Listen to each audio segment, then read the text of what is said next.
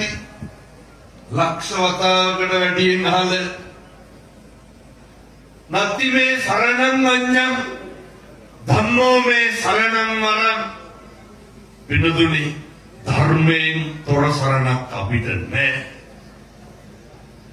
නත්ති මේ සරණං අඤ්ඤං සංඝෝ මේ සරණං වරං සංඝ රත්නයෙන් තොර සරණක් නැහැ. මේ ත්‍රිවිධ රත්නයේ සිහිපත් වෙන එකම තැන මොකක්?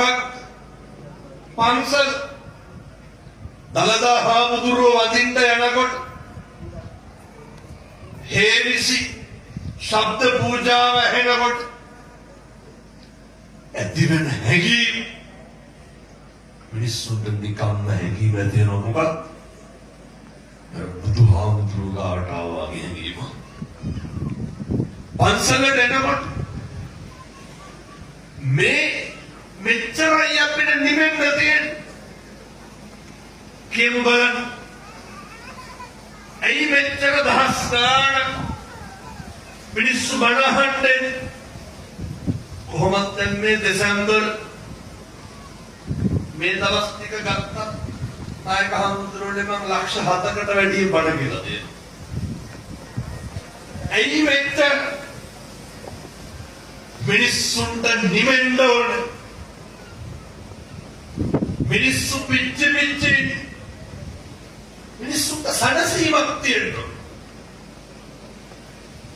මේ සනසීම තියෙන්නේ ධර්මයෙන් විතරයි කියන එක වයස් ભેදයක් නැතුව ඔප්පු වුණා.